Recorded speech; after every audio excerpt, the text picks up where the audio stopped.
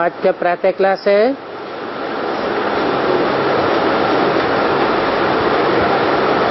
उनतीस 9/1963 को बंबई में चलाया हुआ।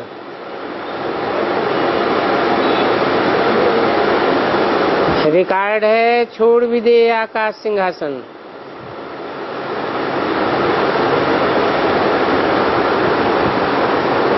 अभी ये गीत सुना,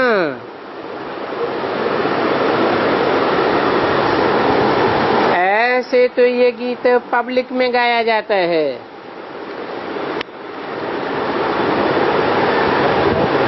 और वेदों में भी आता है,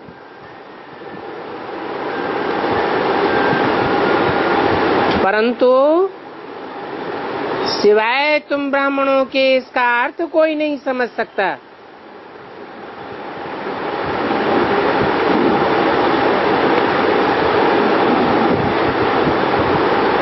क्योंकि वास्तव में गीता में ये बात आई है, जहाँ सूरज चांद सितारों का प्रकाश नहीं पहुंचता, तद्धाम परमम मम, मैं वहाँ का रहने वाला हूँ। कहते भी हैं ऊंचा तेरा धाम, ऊंचा तेरा नाम, ऊंच ते ऊंच बाप, ऊंच ते ऊंच स्थान से आते हैं।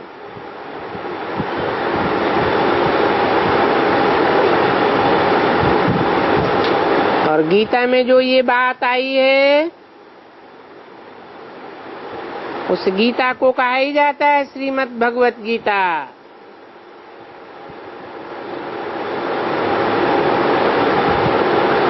श्री अर्थात श्रेष्ठ, परंतु अक्षर होना चाहिए श्री श्री, श्रेष्ठ ते श्रेष्ठ, क्योंकि श्रेष्ठ देवताओं को कहा जाता है, और देवताओं से भी श्रेष्ठ है भगवान।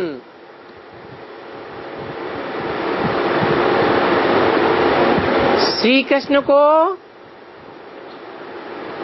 कलाओं में बांधा गया है,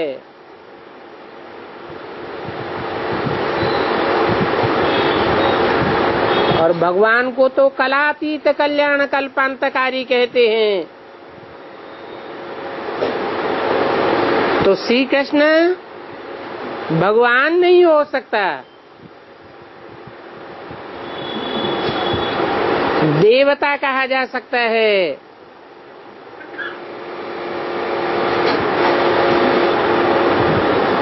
नर को नारायण बनाने वाली गीता श्री कृष्ण ने नहीं गाई है। मनुष्य को देवता बनाना सिंगल श्री का काम नहीं है, ये तो श्रेष्ठ से श्रेष्ठ भगवान का ही काम है। तो श्री कृष्ण से ऊंचा है परमपिता परमात्मा, जिसको निराकार कहा जाता है।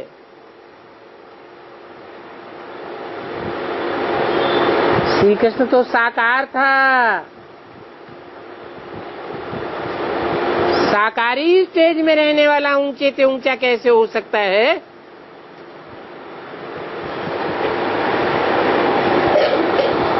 वो साकार है, और ये निराकार के लिए कहते हैं कि आकाश सिंहासन छोड़ दे।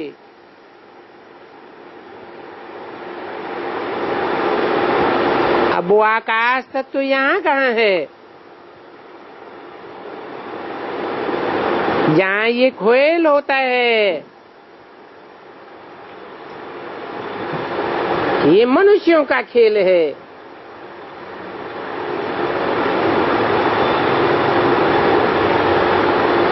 मनुष्यों से ऊंचे होते हैं देवताएं, देवताओं को श्रेष्ठ कहा जाता है और देवताओं से भी ऊंचे ऊंचे है भगवान।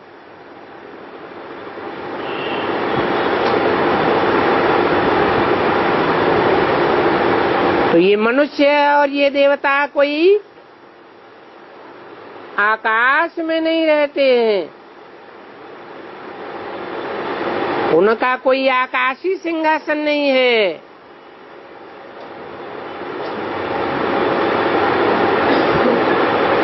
ये ऊंचे ऊंच बाप तो रहते हैं ब्रह्म महत्तत्व में।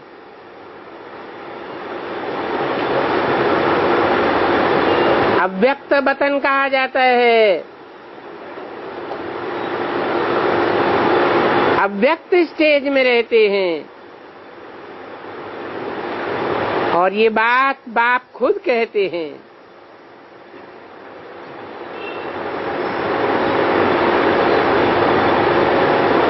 कि मैंने ये रूप बदला है।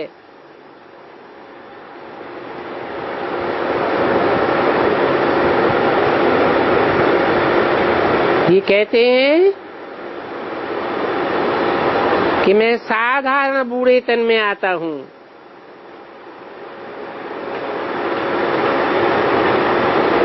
अगर कोई कहे कि कृष्ण के तन में आते हैं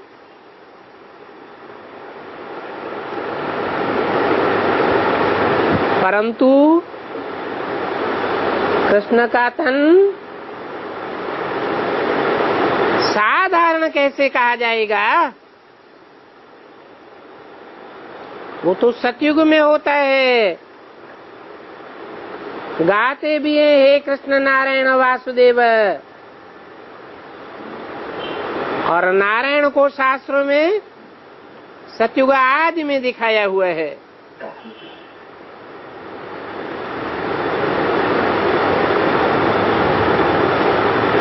तो कहाँ नारायण विश्व का बादशाह, सतयुग का बादशाह?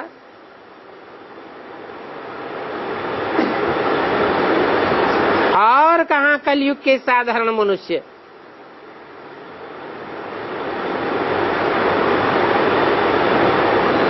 कृष्ण तो आता ही सतयुग में है। उनका तन सतयुग में होता है। सतयुग में जो भी तन होंगे सात्विक तत्वों के होंगे ना, उन्हें साधारण कैसे कहेंगे? अगर कहें कि कृष्ण की आत्मा के तन में आए तो वो तो फिर कहेंगे कि कृष्ण की 84 जन्म की आत्मा है। 84वें अंतिम जन्म की आत्मा तमो प्रधान, जो अभी जड़जड़ीभूत अवस्था को पाई हुई है।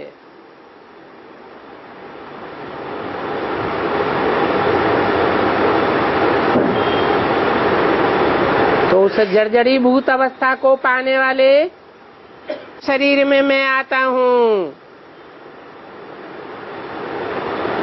जिस पर पापों का बोझा ज्यादा चढ़ जाता है।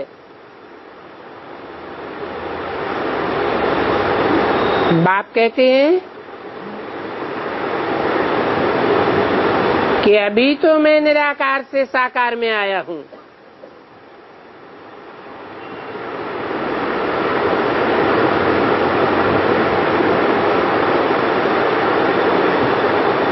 अभी कृष्ण की आत्मा साकारी से आकारी बनती है संगम में।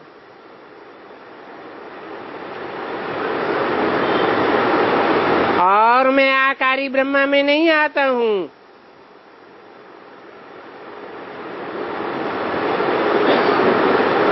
कृष्ण के अंतिम 84वें जन्म में जिनका नाम ब्रह्मा पड़ता है वो कृष्ण तो ठहरा ही नहीं।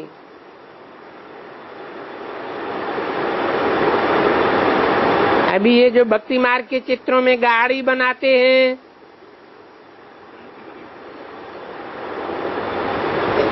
घोड़ा बनाते हैं और युद्ध के मैदान में ले जाते हैं, तो ये सारी बातें झूठ हो जाती हैं।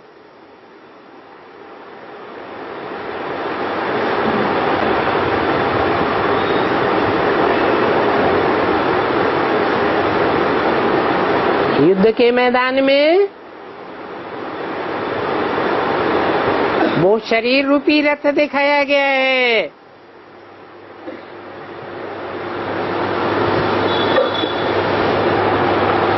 जो भारत में अनेक जन्मों में वीरता के लिए प्रसिद्ध है।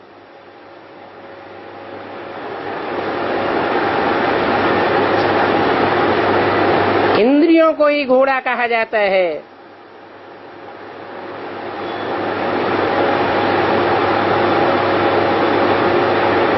कठोपनिषद में भी बोला है, शरीरम रथनम वृद्धे इंद्रियाणि हयान्याहु।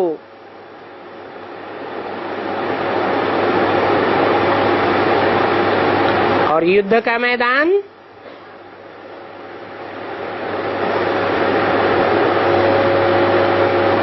ये 5 विकारों के युद्ध की बात है।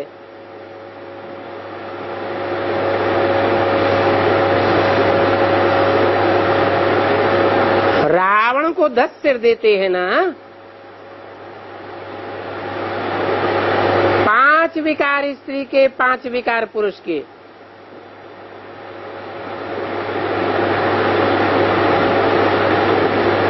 तो रावण कौन है? ये तो कृष्ण की आत्मा अंतिम 84वें जन्म में जान भी नहीं पाती है कि रावण कौन है।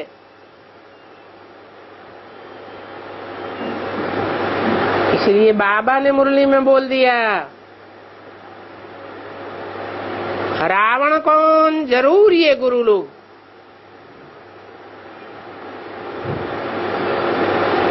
और जो भी गुरु लोग मनुष्य गुरु हुए,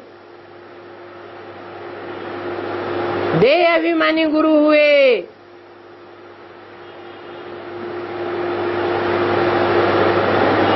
उनमें बड़े से बड़ा गुरु कौन?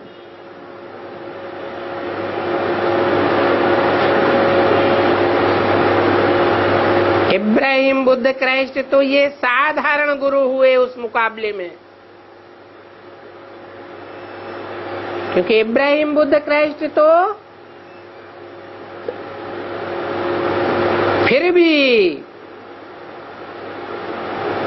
ब्रह्मा की ही गोद में खेलते हैं।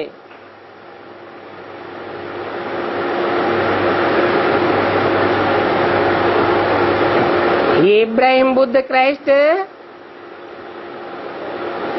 जिस देहधारी का नाम दिया जाता है,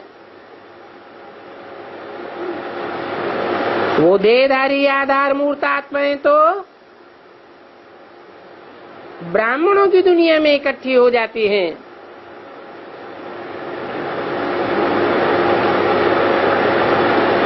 अभी बाप बैठ करके समझाते हैं कि राइट बात क्या है, सत्य क्या है और झूठ क्या है।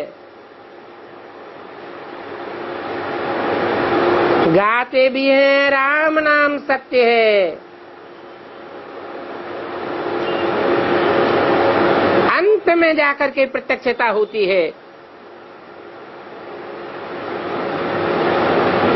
बाकी तो सब की डूबी जा हो जाती।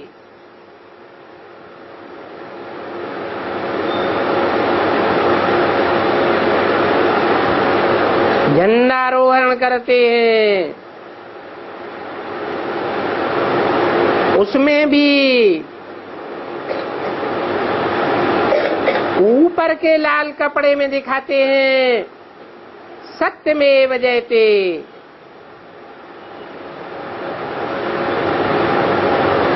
वो ऊंची से ऊंची स्टेज है जो परम पुरुषार्थ के आधार पर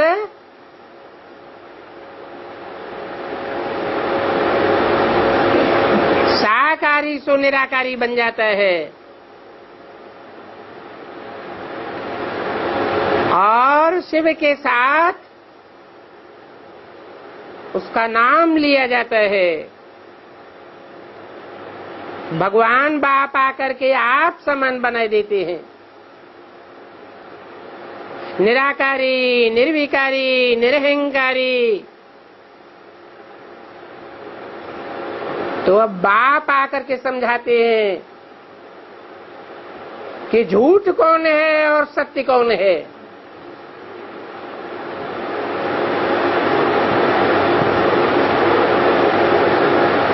बाप आकर बोलता है ना, मैं सभी वेदों का सार सुनाता हूं।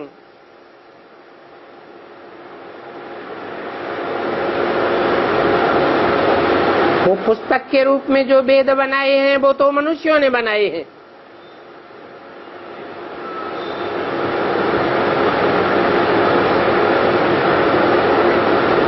वो तो भक्ति मार्ग की यादगार मात्र हैं।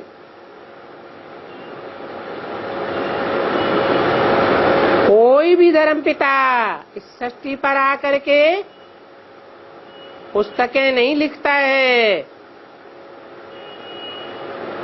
वो तो रूबरू बोलते हैं। सभी धर्म पिताओं ने भगवान को फॉलो किया है।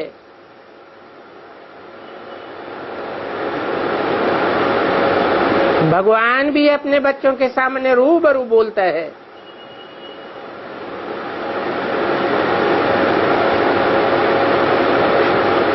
पहले पहले माँ के रूप में बोलता है, जिसे गीता ज्ञान कहा जाता है।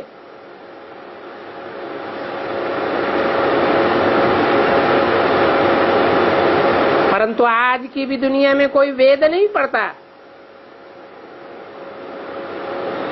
क्योंकि वेदों को कोई समझता ही नहीं है। वेदों की भाषा किसी के समझ में नहीं आ सकती।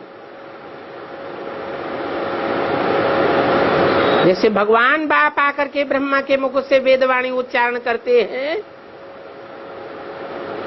तो वो मुरली की असली भाषा यथार्थ अर्थ किसी को समझ में ही नहीं आता है। इसलिए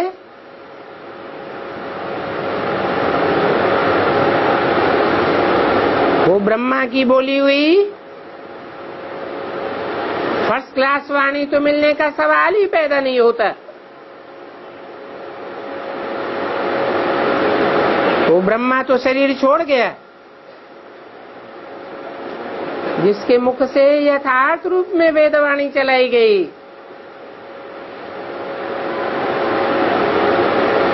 परंतु सेकंड क्लास वाणी भी नहीं मिलती,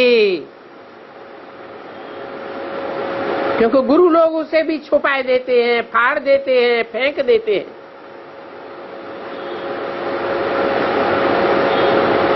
और अगर मिल भी जाए तो बूढ़े तन की, बूढ़े मुख से निकली हुई वाणी, पोपली आवाज की वाणी कोई को समझ में ही नहीं आती है।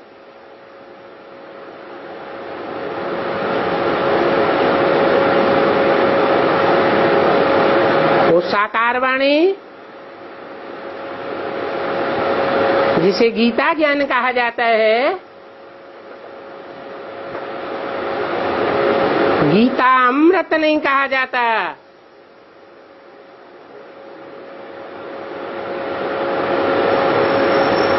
वो वाणी का भी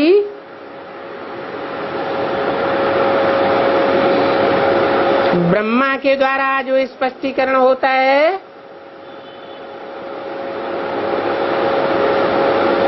वो सूक्ष्म शरीर के द्वारा व्यक्त वाणी कही जाती है।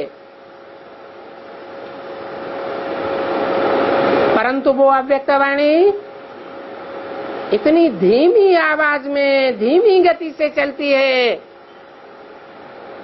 कि 1 या 2 घंटे की वाणी सारी रात चलाई जाए, कॉन्सेंट्रेटेड होकर के कोई सुने तो भी नहीं सुन सकता।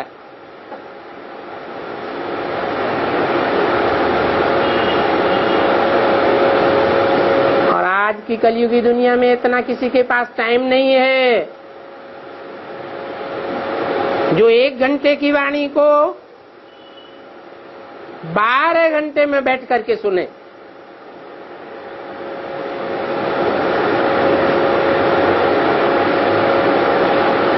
तो वो वेदवाणी में सार क्या है? वो ब्रह्मा की आत्मा भी क्लियर नहीं कर पाती। आखिरी परमपिता परमात्मा शिव को आना पड़ता है ये बताने के लिए कि सच्चाई क्या है और झूठ क्या है। ये बात बाप आकर के समझाते हैं।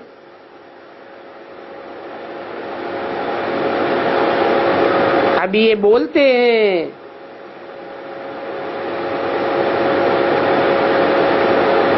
ये तो श्रीमद् भगवत गीता को बहुत मानने वाला था, वो गीता पढ़ते आते थे,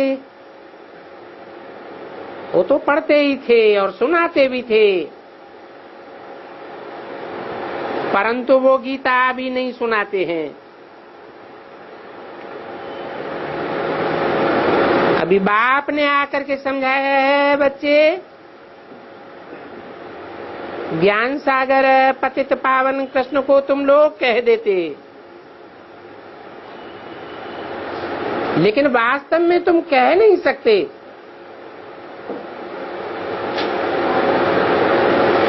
उसके द्वारा कोई भी पतित से पावन नहीं बनता।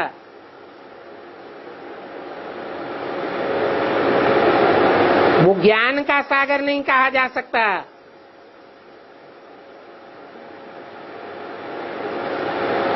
वो तो सृष्टि वृक्ष का पत्ता है। पत्ते में बीज नहीं समाया हुआ होता है, लेकिन बीज में सारा झाड़ समाया हुआ होता है।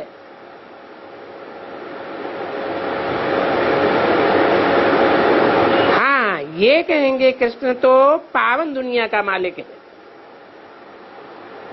स्वर्ग का मालिक है, सतयुग का मालिक है, विश्व का बादशाह नहीं है। हाँ, भारत में जो विश्व है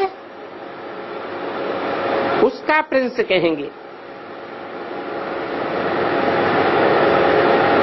तो जब शादी स्वयंवर रचता है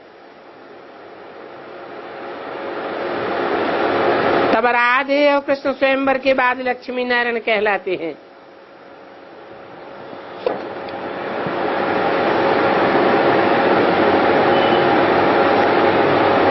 परंतु वो सतयुग के कृष्ण का गायन नहीं है। सतयुग की कोई हिस्ट्री शास्त्रों में नहीं है। ये तो सारा गायन इस संगम युग का है, जब परमपिता परमात्मा प्रैक्टिकल में सृष्टि पर आते हैं।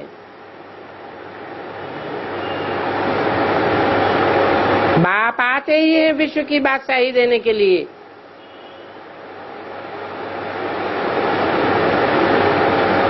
तो वो संगम युगी कृष्ण है जिसके तन में कृष्ण की आत्मा भी प्रवेश करके पार्ट बजाती है। परंतु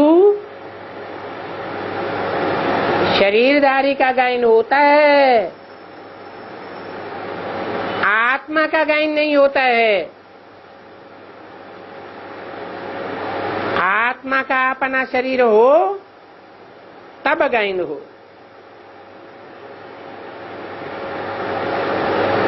तो संगम युगी कृष्ण को कहा जाता है विश्व महाराजन, विश्व महारानी।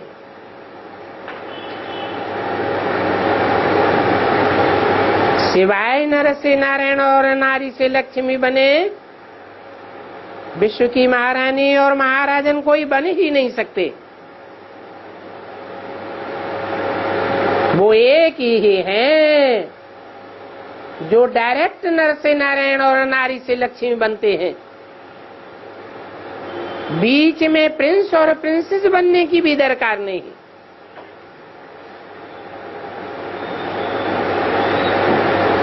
ऐसे ही सिवाय श्री सीता और श्री रामचंद्र तो त्रेता में विश्व के महाराजन और विश्व के राजन उनको महाराजा नहीं कह सकेंगे, क्योंकि वो तो 2 कला कम हो जाते हैं।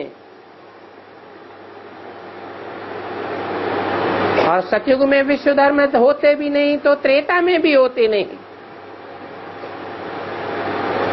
ये विश्व धर्मों की बात सिर्फ कलयुग के अंत में संगम युग की बात है। जो गीता के पहले ही श्लोक में आई है, धर्म क्षेत्रे अनेक प्रकार के धर्मों की युद्ध क्षेत्र में भगवान आते हैं, जबकि सभी धर्म इस संसार में आपस में लड़ते हैं, बहुत अशांति हो जाती है।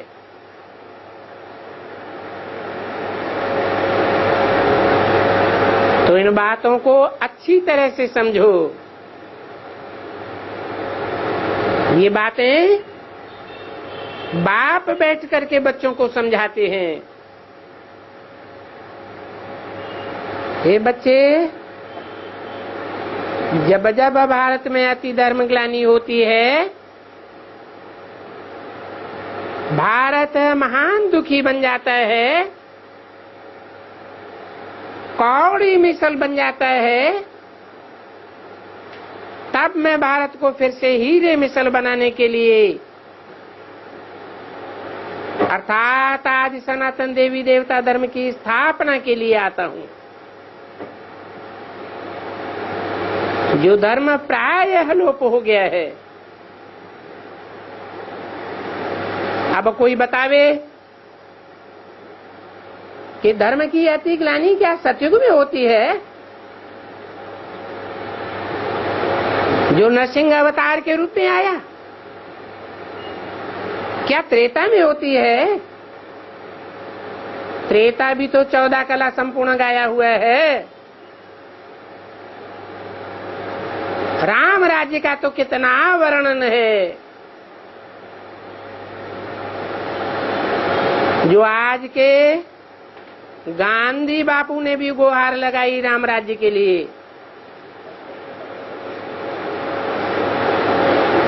तो त्रेता में भी धर्म की ग्लानि नहीं कहेंगे। और द्वापर में जो और धर्म आते हैं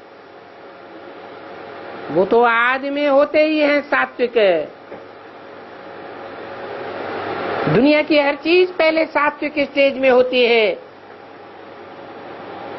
बाद में तामसी बनती है। तो इब्राहिम, बुद्ध, क्राइस्ट जो द्वापर में आदि में आए, उनको उस समय सात्विक कहेंगे या तामसी कहेंगे? धर्म ग्लानि की तो बात ही नहीं।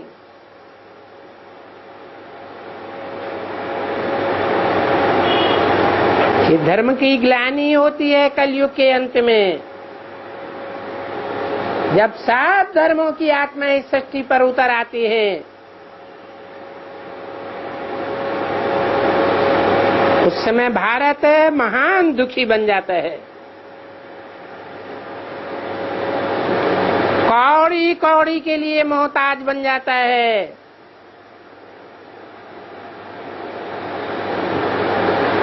ये कोई जमीन की बात नहीं है। जो जमीन को कह देते हैं भारत माता,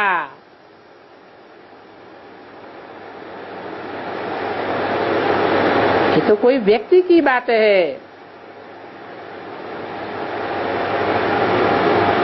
अर्थ भी है उसका भारत।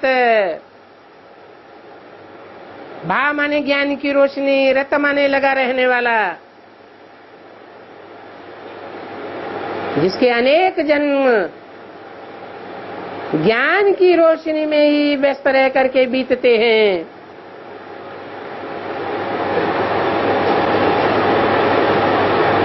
ऐसी श्रेष्ठ पाटधारी, हीरो पाटधारी आत्मा, हीरे समान जन्म लेने वाली कौड़ी मिसल बन जाती है। हीरा उसे कहा जाता है जिसमें से रोशनी ही रोशनी निकलती रहती है, चाहे वो व्यास के रूप में निकले, चाहे वाल्मीकि के रूप में निकले, चाहे तुलसीदास के रूप में निकले। वो ही भारत कलयुग के अंत में आकर के इतना देह अभिमानी बन जाता है कि मन बुद्धि रूपी आत्मा में कौड़ी ही याद रहती है। उसको कहते हैं कौड़ी मिसल। तब मैं भारत में फिर से आता हूं, कौड़ी मिसल भारत को हीरे तुल्य बनाने के लिए। और अल्लाह अव्वल दीन के अव्वल नंबर आज सनातन देवी देवता धर्म की स्थापना करता हूं। जो धर्म खास भारत में प्रायः लोप हो जाता है,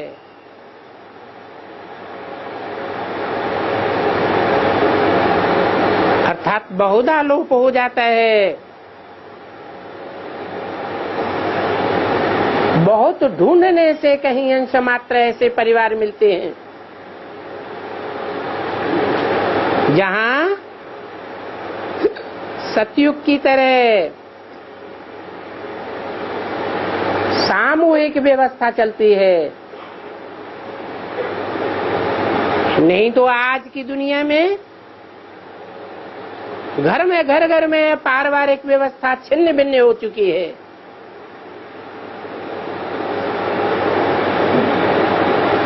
बाबा ने तो बहुत बारी समझाया है कि प्रायः मन चित्र है,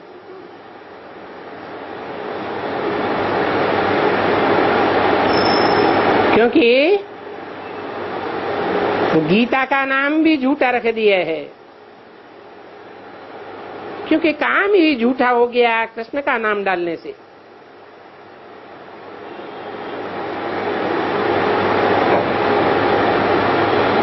बाप समझाते हैं, जो गीता ज्ञान का शास्त्र मैंने सुनाया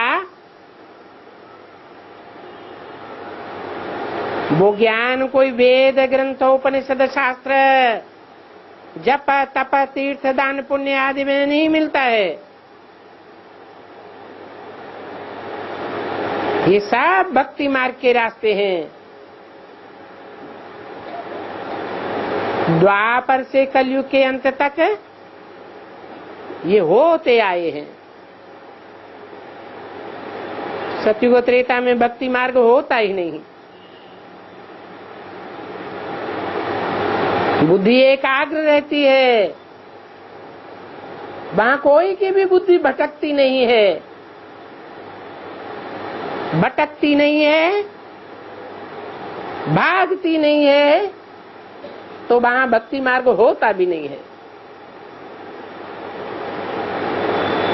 क्योंकि जो भक्त होते हैं मंदिरों में तीर्थ यात्राओं में भटकने वाले भागने वाले, वो भगवान को याद करते हैं धक्का खाने के लिए, क्योंकि जानते तो है ही नहीं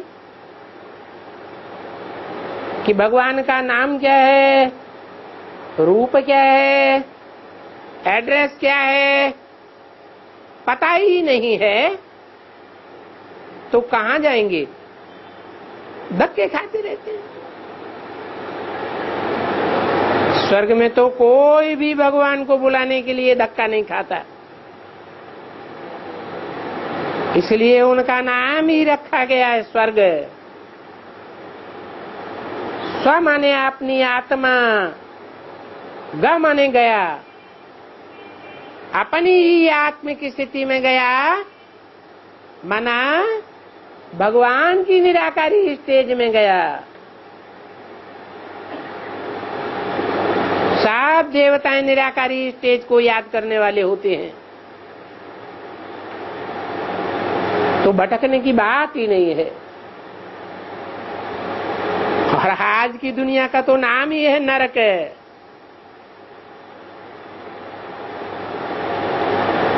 नर माने मनुष्य, का माने करने वाला। आज की दुनिया जो बनाने वाला है वो मनुष्य है। मनुष्य विकारी होते हैं, विकारियों का काम है रौरव नरक बनाना।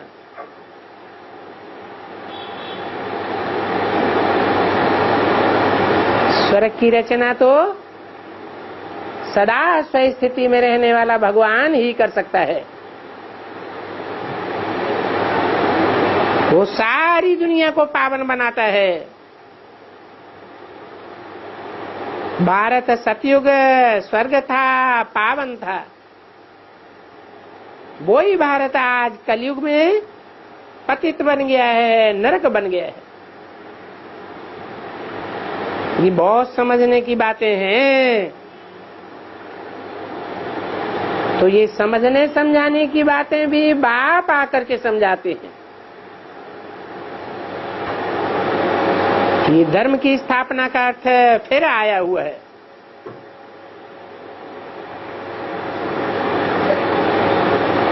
ऐसे तो नहीं कहेंगे कि गीता सुनाने वाले कोई धर्म की स्थापना करते हैं, न सुनाने वाले न गीता पढ़ने वाले कोई भी धर्म की स्थापना नहीं कर सकते। वो तो भक्ति मार्ग है। उस भक्ति मार्ग में तो उनको रट्टा लगाना ही है। शिव बाबा बोलते हैं भक्ति मार्ग में उपनिषद, वेद, यज्ञ ये कोई शास्त्र नहीं है।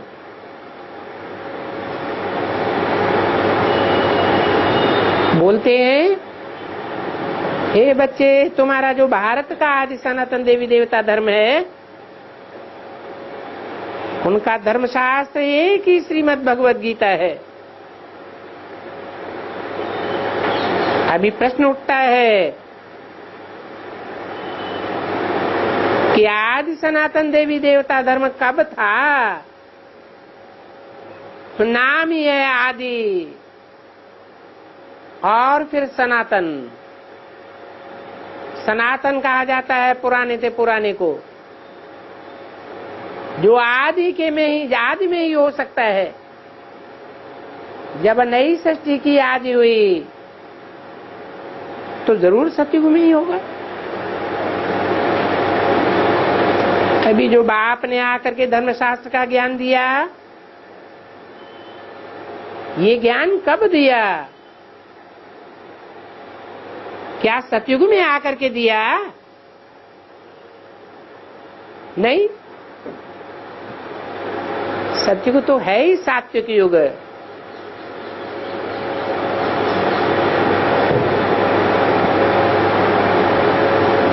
सात्विक युग में ज्ञान देने लेने की दरकार नहीं रहती। ज्ञान तो धारणा में समाया हुआ होता है। आज की दुनिया में कोई नहीं कह सकता कि गीता ज्ञान मेरी बुद्धि में समाया हुआ है, धारणा में समाया हुआ है।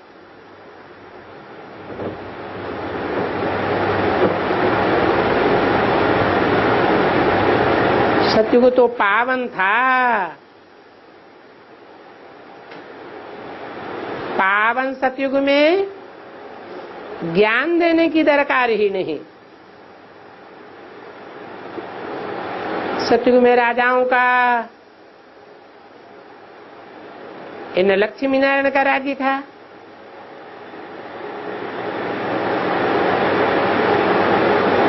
मैं कभी ये आकर के ज्ञान दिया, ये तो कोई लिखा ही नहीं है।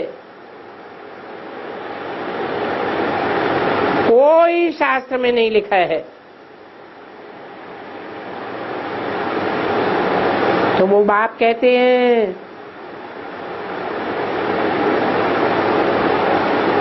तुम बच्चे भी जानते हैं कि बरोबर जरूर कलयुग के अंत में ही होगा, क्योंकि पतित दुनिया, पतित मनुष्य कलयुग के अंत में ही होते, पावन सतयुग के आदि में होते हैं। जब पतित होते हैं, पतित दुनिया होती है, तो पावन एक भी नहीं होता है।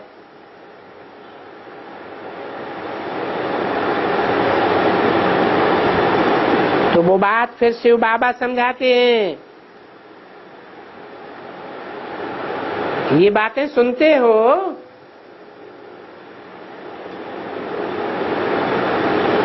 इन ब्रह्मा की तरफ नहीं देखो,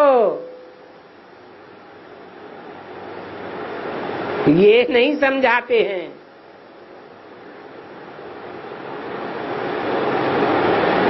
ये तो जन्म मरण के चक्र में अभी भी आने वाला है, और ये बहुत जन्म के अंत का, जन्म का सड़ा हुआ सतो प्रधान शरीर नहीं है, तमो प्रधान शरीर है।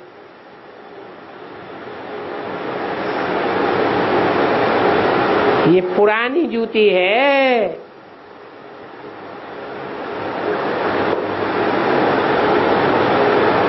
पुरानी जूती को क्या किया जाता है?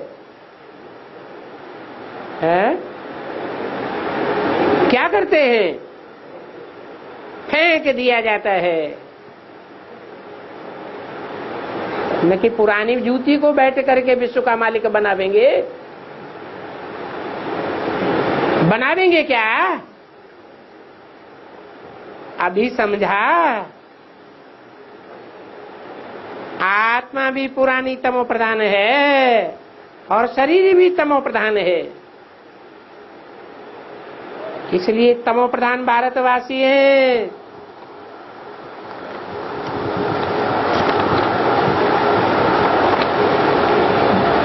ये शरीर भी पुराने हैं, कंगाल भी है, तमो प्रधान भी है, बर्तन आटे कौड़ी है।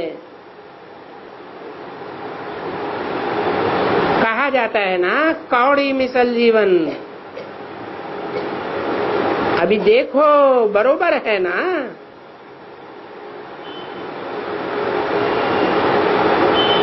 अच्छी तरह से देखो, बाबा कितना समझाते हैं। भारत सतयुग के आदि में ये और कलयुग के अंत में ये कौरव हैं। ये प्रजा के ऊपर प्रजा का राज्य, यानी आसुरी संप्रदाय है। देखो वो रावण अभी निकला है ना,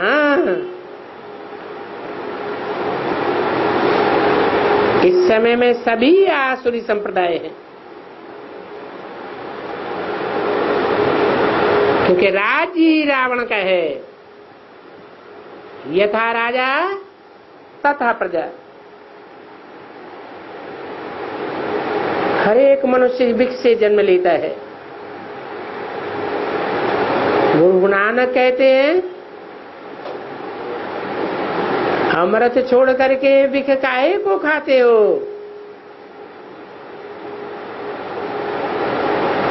सिख लोग भी, आजकल तो सिंधी लोग भी बहुत भागवत ग्रंथ आदि पढ़ते हैं। और ये ठिकाने आदि रखते हैं, बनाते हैं, समझते कुछ भी नहीं। कहते भी हैं मानुष को देवता किए करतन लागी वार।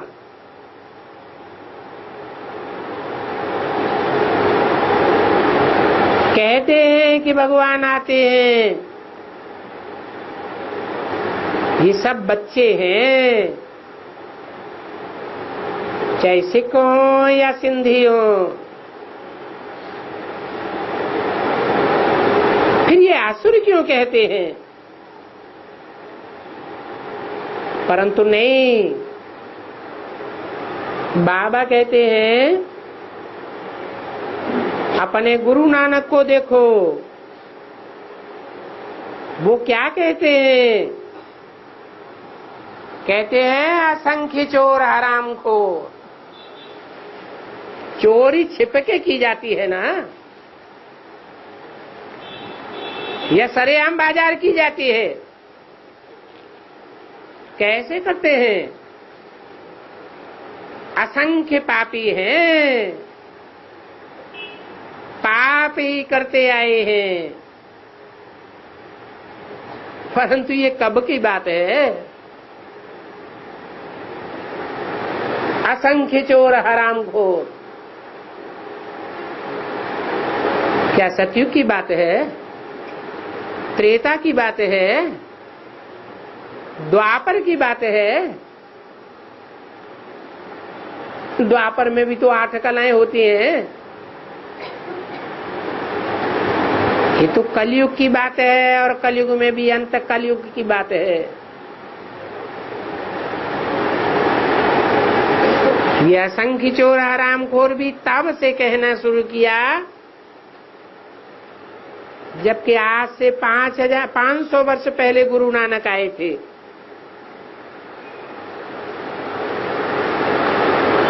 जबकि तुलसीदास ने भी कहा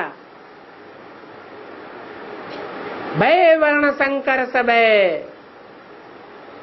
सात शूद्र हो गए।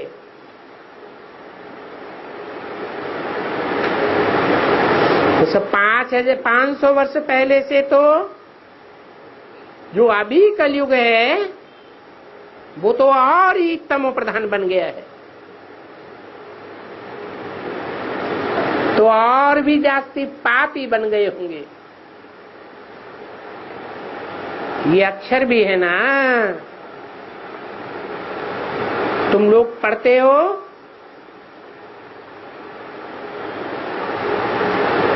बोलते भी हो असंख्य कुड़ियार कूड़े फिराए, ऐसे अक्षर है ना।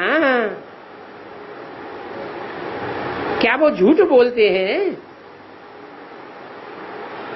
वो भी ऐसे कहते हैं ना, और मनुष्य भी कहते हैं झूठी काया झूठी माया झूठा सब संसार। तो सारा संसार झूठा क्या द्वापर और कलयुग आदि में होता है? सारा संसार झूठा तो होता ही है कलयुग के अंत में।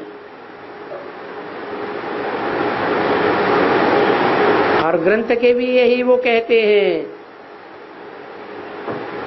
देखते हैं नई सोल है ना,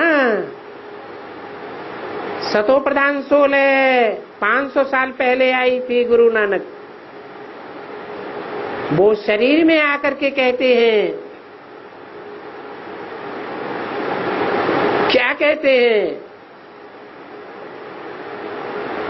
कहते हैं क्या है यहाँ?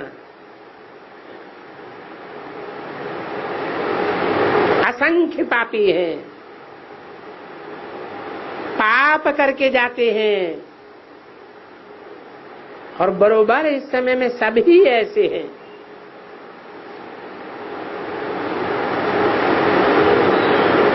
अब सारी दुनिया को तो ऐसी महिमा नहीं देंगे। सारी दुनिया अर्थात सारी सृष्टि अर्थात सतयुग त्रेता द्वापर कलयुग, 4 युग। वो आदि में भारत की महिमा है, एक गीत भी गाते हैं, क्या भारत की दुर्दशा हो गई।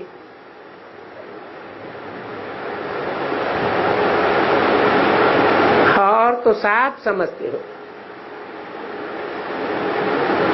बरोबर भारत में सतयुग में क्या था,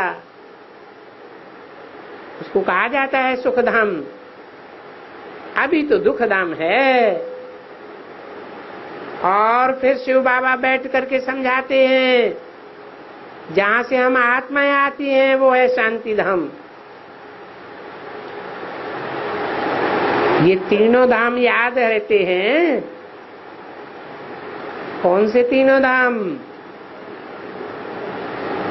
शांति धाम, सुखधाम और दुखधाम।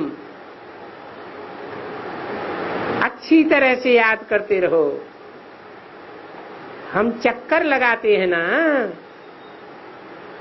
भारतवासी पहले सुखधाम में, पीछे दुखधाम में, और लास्ट में शांति धाम में जाएंगे।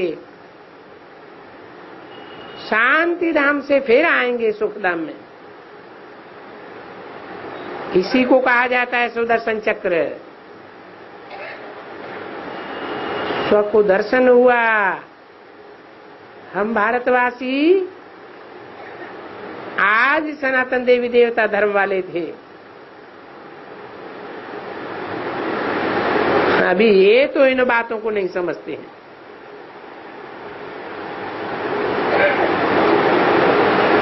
परंतु भारत के तो थे बरोबर ना,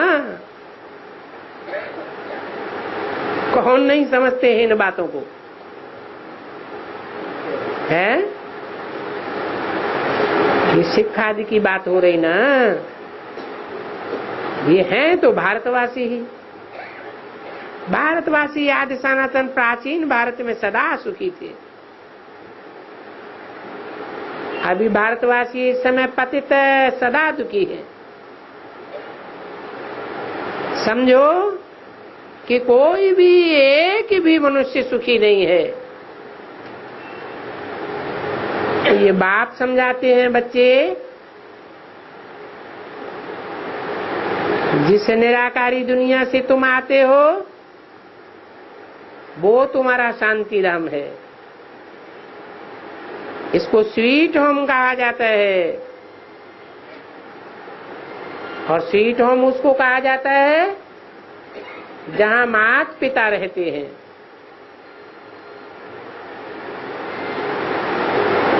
तुम गाते हो, तुम माता पिता हम बालक तेरे, परंतु भक्ति मार्ग में पता ही नहीं पड़ता है किसी को कि किसके लिए गाते हैं।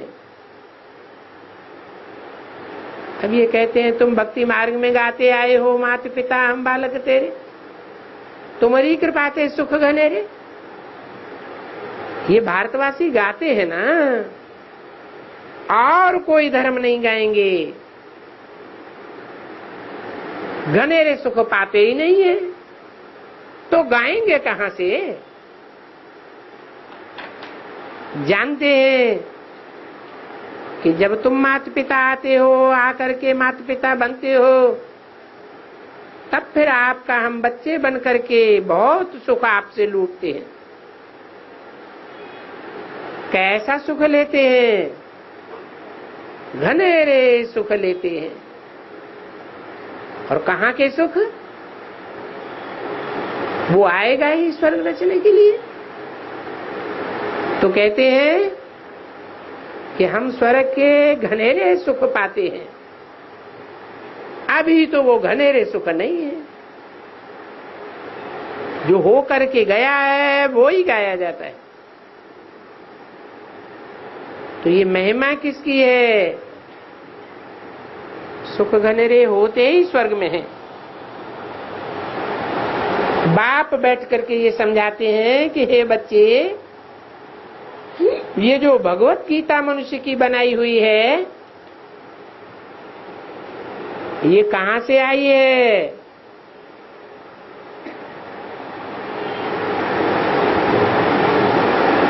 क्योंकि सतयुग और त्रेता में तो कोई भी शास्त्र नहीं रहता, बिल्कुल नहीं रहता। वहां कोई भी भक्ति मार्ग का चिन्ह नहीं, कोई भी वहां क्रियाकर्म आडंबर नहीं होता।